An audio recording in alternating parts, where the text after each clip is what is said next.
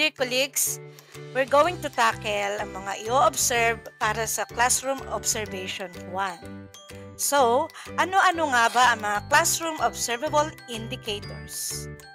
Once again, this is Teacher Ross or Ma'am Ross to answer this question.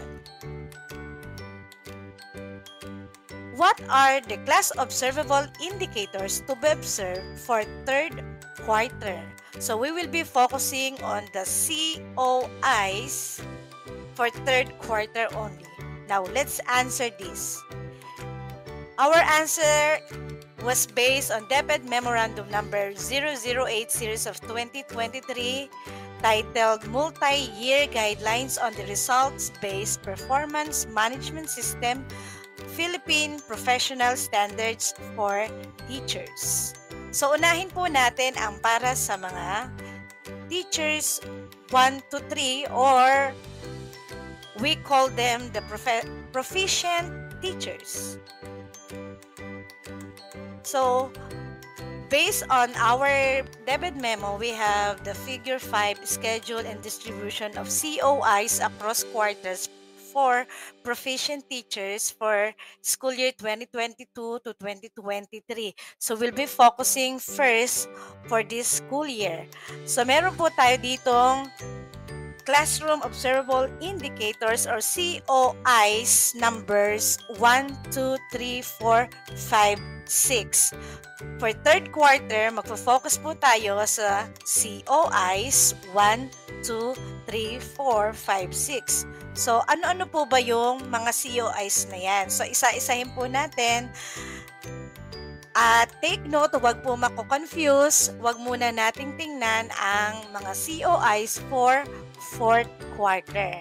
So, soon, i-discuss natin to sa ating mga susunod na videos. So, disregard po muna natin ang COIs for fourth quarter. Moving on, let us have the COIs for third quarter. Unang-una po dyan, ang applied knowledge of content within and across curriculum teaching areas. Kung ano po ang pagkakaiba nito, nakalagay po ang link ng explanation natin, ang ating video na ginawa para po sa indicator na ito, ang pagkakaiba ng within and across curriculum teaching areas.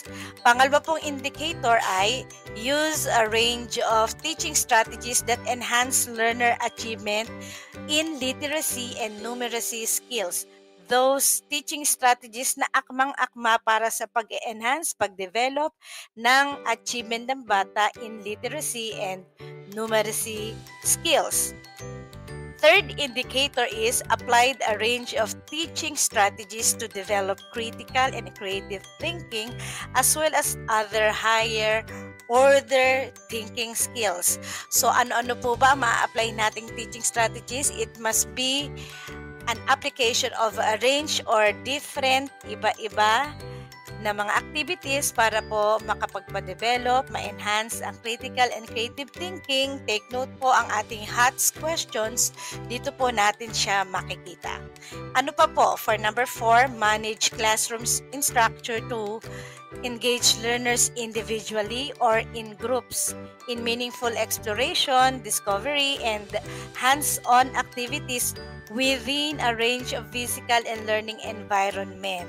Dito po papasok on the way, the methods, or the strategy how the teacher manage classroom structure, para ma-engage ang bata individually or in groups. And pang-lima po, our fifth indicator is manage learner behavior constructively by applying the positive and non-violent discipline to ensure learning focused environments. So the teacher must have the knowledge on how to apply the positive and non-violent discipline wherein hindi ma-offend ang ating mga learners. And the last indicator, the last classroom observable indicator for our proficient teachers is use differentiated developmentally appropriate learning experiences to address learners' gender, needs, strengths, interests, and experiences. So, our demonstration must have the differentiated activities para po ma-address natin, masagot natin ang mga pangangailangan ng mga learner as to their gender, needs, strengths, interests, and experiences. And moving on, let's proceed with the indicators to be observed for third quarter for highly proficient teachers, also called the master teachers. So what are the indicators? Actually, there are only 4 to be observed for third quarter. The classroom observable indicators 1, 2, 3, and 4. Take note, hindi po muna natin i-discuss ang pang fourth quarter. Let's focus first for the third quarter COIs. So what is the first indicator? First, model effective applications of content knowledge within and across curriculum teaching areas. So paano po ito i-implement sa loob ng classroom? So the master teacher must have 3 observers coming from our colleagues,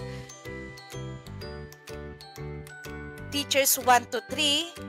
Pwede po silang kasama sa loob para makita nila how the master teacher model the effective application of content knowledge within and across curriculum teaching areas. Aside po, o bukod pa po yung school head or the rater. Okay.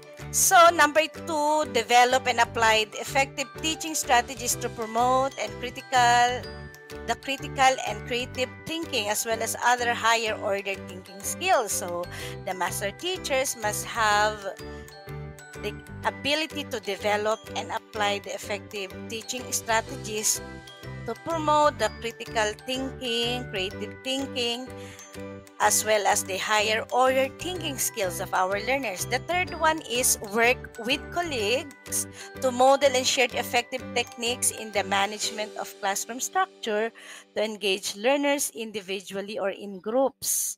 So same po doon sa ating mga proficient teachers, pero anong difference nito? So the master teacher must provide attendance or proof of attendance that ang ating mga teachers ay nag-work with colleagues, nag-observe para makita how the highly proficient teachers model and share these effective techniques in the management of classroom structure. And the last one po is exhibited effective and constructive behavior management skills by applying a positive and non-violent discipline to ensure learning focus environment. So that's all for today. We have 6 COIs for Okay, so that's all for today. We have 6 COIs for proficient teachers and 4 COIs for our highly proficient teachers. To answer your question about the difference o pagkakaiba ng within and across curriculum teaching areas, ang link po ay nakalagay sa ating description para po mapanood natin at maintindihan natin kung ano ba ang pagkakaiba ng within and across curriculum teaching areas.